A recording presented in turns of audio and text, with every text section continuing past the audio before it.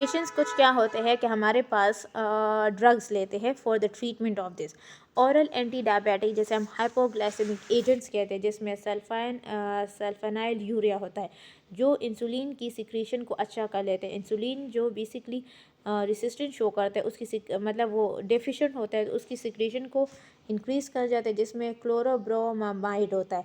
फिर बेगोनाइड्स क्या करते हैं, रिड्यूस हेपेटिक ग्लूकोज प्रोडक्शन, जो इतना ज़्यादा बेसिकली हमारे पास क्या होता है, लिवर से ग्लूकोज बन रहा होता है, उसको रिड्यूस करता है, तो उसमें मेटफॉर्मिन बहुत अच्छा होता है।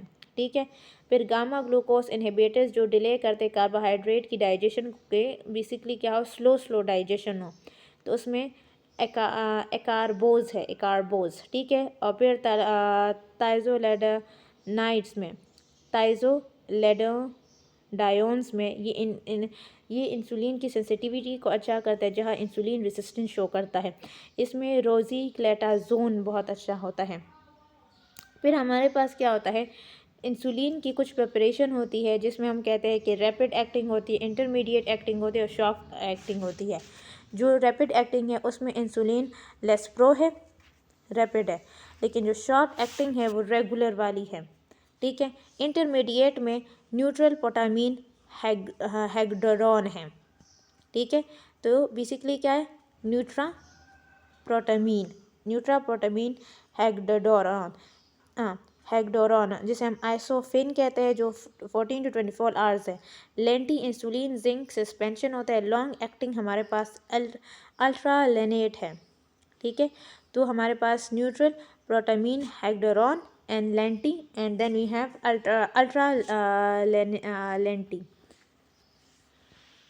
These are some preparations. Actually it shows कि बेसिकली हमारे रेगुलर किस तरह है और हमारा इंटरमीडिएट किस तरह है एक प्रिपरेशन में ना, तो वो बेसिकली हमें बताता है। अच्छा, हमारा क्या होता है कि जब पेशेंट का इंसुलिन रिएक्शन हो जाता है, कभी कभार क्या होता है कि पेशेंट का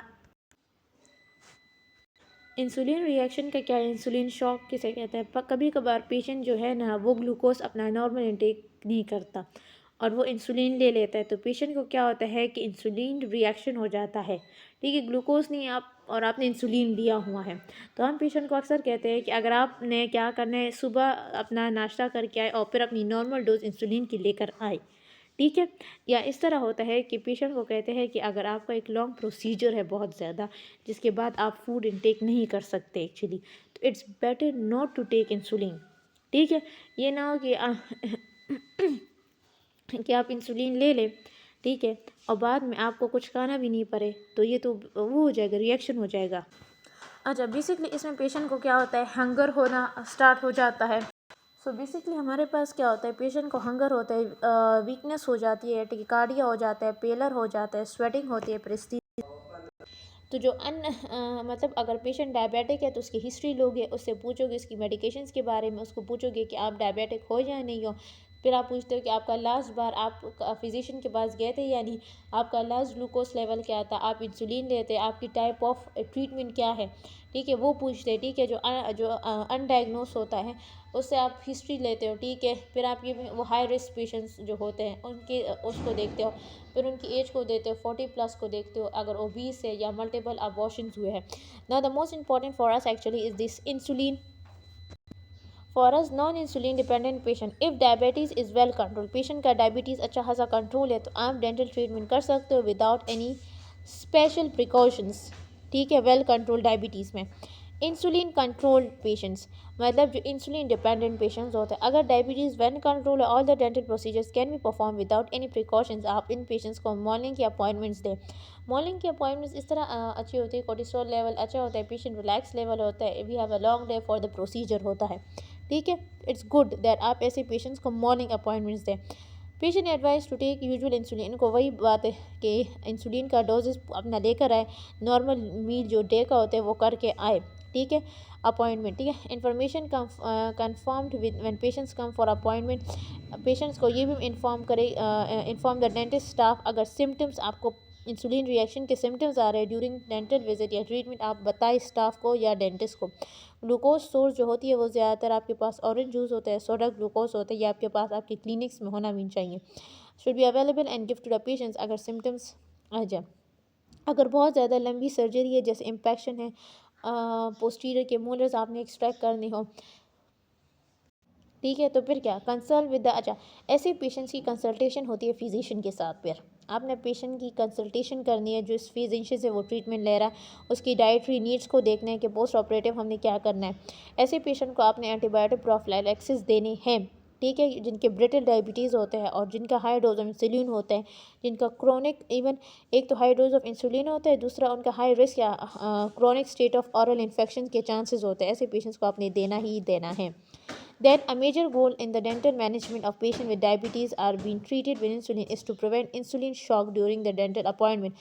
The most important insulin shock है अगर वो insulin dependent। हमने 3 कैटेगरी स्टडी की कि patient that are not dependent on insulin you should आप ट्रीटमेंट कर सकते हैं, कंट्रोल डायबिटीज़ है विदाउट एनी प्रिकॉशंस, ठीक है। फिर हमारे पास क्या होता है कि जो इंसुलिन पर डिपेंड होते हैं, आप उनके भी विदाउट एनी प्रिकॉशंस कर सकते हैं। आपने सिर्फ मॉर्निंग की अपॉइंटमेंट्स देनी है। जो एक्सटेंसिव सर्जरीज होती है जैसे पेशेंट्स की, उसके क्या करना है कि आपने उसके फिजिशियन से कंसल्ट करके उसकी डाइटरी के पूरे प्रॉपर पोस्ट ऑपरेटिव मेजर्स के बाद वो करना है।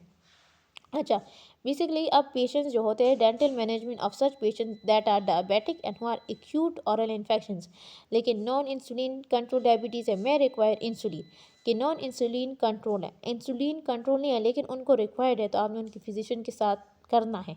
Insulin control patients usually require increase dose of insulin, so you should consult the physicians. वही बात है, आपने फिजिशियन के साथ करना है जिनका हाई रिस्क भी होता है ना, तो आपने अच्छा खासा वो करना है, ठीक है, हाँ, आपने वो करना है, ठीक है। Coming towards patient with brittle diabetes receiving high insulin, मतलब ना, तो infected area of antibiotic sensitivity test, आपने ऐसे पेशेंट्स का कल्चर सेंड फॉर टेस्टिंग भी करता है, टेस्ट भी देखना है, ठीक है ना। जो ब्रिटल डायबिटीज़ होता है या high risk of insulin doses ले रहे होते हैं, इन्फेक्टेड एरिया होता है, तो आपने उनका कल्चर सेंड फॉर टेस्टिंग भी करना है और दूसरा एंटीबायोटिक थेरेपी स्टार्ट करनी है, क्योंकि वो ऑलरेडी प्रोन टू इन्फेक्शंस हैं, ठीक है। In cases of poor clinical response to the first antibiotic, वो नहीं कर रहा, a more effective antibiotic is selected according to the sensitivity test result. ऐसे पेशेंट की आप सेंसिटिविटी टेस्टिंग करते हैं कि आप उनको स्पेसिफिक एंटीबायोटिक दे जो उस बैक्टीरिया को इफेक्ट करेगा। Infection should be treated with the use of standard method, जैसे वार्म इंट्राओरल रिंस, उनको कोई इंट्राओरल रिंस करना चाहिए, इंसिडेंट ड्रेनेज होना चाहिए, पल्मोटमी करना चाहिए या पल्पेक्टमी, एक में हम क्या करते हैं पल्प को रिमूव करते हैं, एक में सिर्फ पल्प को, दूसरे में हम क्या करते हैं कि बेसिकली करोना पल्प को भी और जो बेसिकली रूट पल्प जो होता है उसको रिमूव करते हैं, एक्सट्रैक्शंस कर लेते हैं या एंटीबायोटिक्स दे देते हैं, जो स्टैंडर्ड वो है हम इस तरह करते हैं। फिर इन्फेक्शन की ट्रीटमेंट के लिए इंट्राऑरल रिंस देते हैं, इंसिजन एंड ड्रेनेज करते हैं, पल्पेक्टमी या पॉटमी कर लेते हैं, एक्सट्रैक्शन या एंटीबायोटिक्स पर दे देते हैं। The risk for infection in patients with the diabetes is related to also fast glucose level. Fasting glucose level below 206 होना चाहिए mg per 100 ml, no increase risk is present. फिर हमारे पास फास्टिंग ग्लूकोज अगर लेवल राइज टू चला जाए 230 से 80% has अगर द रिस्क ऑफ इन्फेक्शन हो जाता है। लोकल एनेस्थीसिया एंड एपिनेफ्रीन, ऐसे पेशेंट्स के लिए हम लोकल एनेस्थीसिया किस तरह करते हैं, इसमें हम बेसिकली क्या करते हैं 1/1 lakh epinephrine should be used, ठीक है, हम यूज़ करते हैं, ठीक है। फिर एपिनेफ्रीन जो है वो फार्मोलॉजिकली इफेक्टिव होता है which is opposite that of insulin. Blood glucose rise with the use of epinephrine, लेकिन ये होता है कि ब्लड ग्लूकोज राइज कर जाता है एपिनेफ्रीन के साथ, ठीक है। तो हम diabetic patients with hypertension post MI cardiac arrhythmia question should be, मतलब फिर आप एपिनेफ्रीन का वो करते, या तो जो नॉर्मल हम देते हैं ना वो एक्चुअली 0.4 होता है, ठीक है, लेकिन ऐसे पेशेंट हम 0.036 पर देते हैं, फिर मतलब बहुत कम। गाइडलाइंस इस पेशेंट्स के लिए similar for that of cardiovascular होता है। ऑरल कॉम्प्लिकेशन मैनिफेस्टेशंस वही बात है, जब पुअरली कंट्रोल होता है, जीरोस्टोमी ड्राई माउथ होता है, इन्फेक्शंस होते हैं, पुअर वुंड हीलिंग होती है, इंक्रीज इंसिडेंस वही बात है, कैरीज ज़्यादा हो जाते हैं, पेरिडोंटल इश्यूज़ ज़्यादा हो जाते हैं, पेरी एपिकल एब्सेस हो जाते हैं, बर्निंग माउथ सिम्टम्स हो जाते हैं। ऐसे पेशेंट्स में जो होता है कि जब अनकंट्रोल्ड डायबिटीज़ हो तो excessive loss of fluid through urination हो जाती है, altered response to infections, microvascular changes and increase glucose concentrations in saliva. तो ऐसे पेशेंट्स में क्या होता है फ्रूटी सी स्मेल आ जाती है, उनके मुंह से आती है। Parotid saliva of such person uncontrol में क्या होता है कि उनमें इंक्रीज अमाउंट ऑफ ग्लूकोज होता है, पैरोटिड ग्लैंड्स जो है वो ओक्लूड कर जाते हैं, तो स्लाइवा सिक्रेशन के लिए फिर प्रॉब्लम्स हो जाती है। Severe progressive periodontitis you can see excessive bone loss patient का हुआ है सबसे पहले, यू कैन सी, तो जिसकी वजह से एक्सेसिव मोबिलिटी में पेशेंट को होगी। ठीक है, फिर हमारे पास पेरिडोंटल जो डिजीज़ होती है ना वो टाइप 1 में ज़्यादा होती है। Increase risk of periodontal disease जो है वो हाइपरग्लाइसीमिया पुअरली कंट्रोल के साथ बहुत ज़्यादा है। ये आप देख सकते हैं patient with cellulitis and periodontal abscess के साथ। ठीक है, देन बेसिकली पेशेंट का ये बेसिकली है पैलेट पर mucormycosis type of lesion which is present on the palatal area. ठीक है, significantly percentage of oral lesion में candidiasis, traumatic ulcers, lichen planus, delayed wound healing. ठीक है, बेसिकली टाइप 1 में देखा गया है एज़ कम्पेयर टू जो कंट्रोल पॉपुलेशन होती है। न्यूरोपैथी जो होती है उसका ऑरल सिम्टम्स ये होता है कि पेशेंट को प्रेस्थीजिया होता है, टिंगलिंग होती है, नमनेस होती है, बर्निंग या pain cause by pathological changes जिसमें नर्व्स इन्वॉल्व होती है। ठीक है, diabetes is also associated with burning symptoms like burning mouth syndrome is one of the cause कि पेशेंट की कोई नर्व जो है उसमें नमनेस है। Early diagnosis and treatment of diabetes it's good but in long standing cases the changes में B irreversible, उसमें नहीं हो जाता। Management of patient with diabetes वो जो हमने पढ़े कि अगर इंसुलिन डिपेंडेंट पेशेंट्स है तो हमने सर्जरी तब करनी है जब वेन कंट्रोल्ड और अर्ली अपॉइंटमेंट्स देने हैं। Length in anxiety reduction protocols है, आपने ब्लड प्रेशर को, पल्स को, हार्ट रेट सबको प्रॉपर्ली उसको देखना है, साइंस को मॉनिटर करना है, वाइटल साइंस को मेंटेन, वर्बल कांटेक्ट पेशेंट को इन वो रखना है। फिर अगर पेशेंट का नहीं सकता आफ्टर सर्जरी तो the patient physician should alter the dose of insulin और पेशेंट को 5% dextrose to maintain blood glucose level देना है उसको। फिर कोई रेगुलर या न्यूट्रापोटामीन हैडेग्रीन इंसुलिन नहीं देनी है। ठीक है, अगर पेशेंट को अलाउड है normal Uptake after surgery so फिर वो रेगुलर इंसुलिन या लो डोज ऑफ NPH ले सकता है। Resume normal insulin does until कहते हैं तब आप इंसुलिन को स्टार्ट कीजिएगा जब आप रिटर्न टू द क्लियरिंग, जब आप फूड ले रहे हो तब आप अपनी नॉर्मल इंसुलिन को स्टार्ट करें। ठीक है, इंसुलिन के साइंस देख ले। ठीक है, non insulin diabetic mellitus protocols क्या होते हैं। Any question you can ask in my comment section related to this topic.